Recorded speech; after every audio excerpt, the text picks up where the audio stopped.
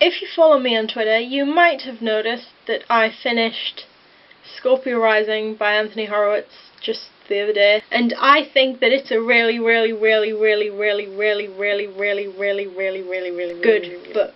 And I know that I'm probably a bit late in pointing this out because I have had this book for ages before I finally got around to reading it. But it needs saying because it is excellent and I like it. If you don't know, it's the 9th book in the Alex Rider series and very definitely the last one. And the Alex Rider books start off and they're quite definitely kids' books.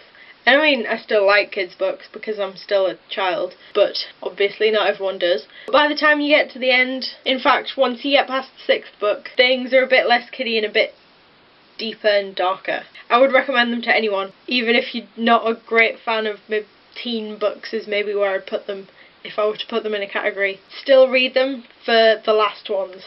And especially if you've read any of the earlier ones before, maybe when you were younger, I would definitely say go back to the series for this book because it is brilliant and I need to stop saying that. Okay, so I'm not spoiling anything. I don't do spoilers. I hate spoilers. And if you hate spoilers, don't make the mistake that I did with this and flick to the back.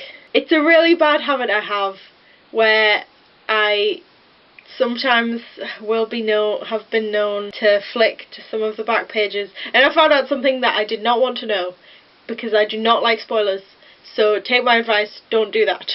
But yeah, I don't like spoilers, so I'm not going to spoil anything about the series. I'm just going to give a basic overview. Did you like my overview? You might have seen the Stormbreaker movie, which is the first book in the series, so if you have, none of what I'm about to say will be new to you. The series is about Alex Rider, a 14-year-old boy who is just living a fairly normal life. His parents died when he was young in a plane crash, and he's been living with his uncle ever since, who works as a banker and dies in a car crash, and then it turns out that he's a spy working for MI6, and Alex gets dragged rather unwillingly into this world. And the quite interesting thing about the series is that it all takes place over about 1 year, so Alex is 14 throughout all of the books, which means that because the series was written over about like 10 years or something like that, you do get some inaccuracies, for want of a better word, because Anthony Horowitz is really detailed. I really like this about his books. He doesn't just say like car, he